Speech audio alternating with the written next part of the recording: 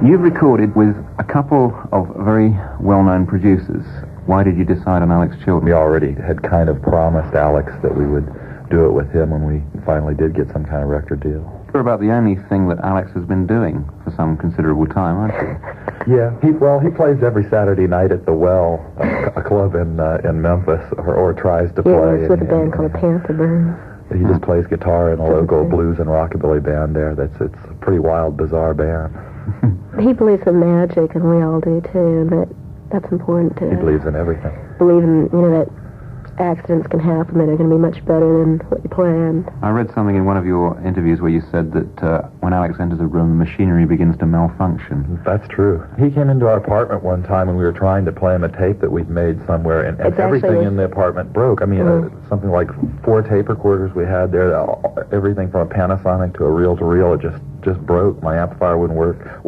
Wires fell out of the back of the speakers, It was a tape that we had produced ourselves, too, which seemed symbolic, but he didn't want to hear about it. We all use our jinx-removing spray that we bought at the voodoo store in Memphis when Alex comes around. Well, let's hear a bit more of his work. There's a song here called Strychnine that's on your album. Do you not have any fears that people will take your song seriously and start drinking strychnine? No, I think they'll realize the religious concept here and that this is something that takes years of practice.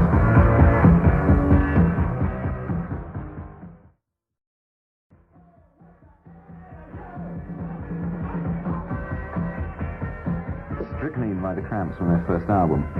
Now, you recorded the album in Sam Phillips' studio in Memphis. What was Sam Phillips like for a start? Sam Phillips was scary. We didn't meet him for very long, but when we met him, his eyes were just bulging out of his head behind these gigantic goggles he wears that makes his eyes look like they're about 3 inches in diameter. He's like a vampire. He looks younger than he does in you see photos of him from years ago, and he looks younger now. And we thought he must be Sam Phillips' son when we met him. And he just looks like this little ageless elf. He has a really crazy look in his eyes, though. You can just take one look in his eyes and say, yeah, this is the guy. He knows everything. You've also been talking about how Elvis Presley acquired his first recording deal with Sun. Just from being down in Memphis, I think it's true. His mother was getting diet pills back then, and he would always have some of these when he'd go to Sun to hang around. And this guy called Rooster, who took his name from the Sun label, used to just hang around behind Sam Phillips in the control room all the time, and he told us that, yeah, that was true. That kind of thing was going on. I'm sure that was a wonderful, sparkling part of his personality to them. Now, you mentioned Sam Phillips as looking like a vampire. That ought to have really appealed to you, I would have thought, looking at the titles of your songs.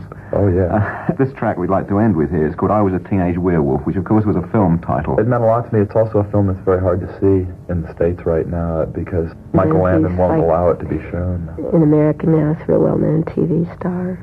He tries to suppress it, so that makes it even... Little House on the Prairie. He's got this real clean image and bananas and stuff. It was a great picture, though. They did all kinds of bizarre camera things, like all the way walking across the gym, he was upside down. They did all kinds of disorienting things like that.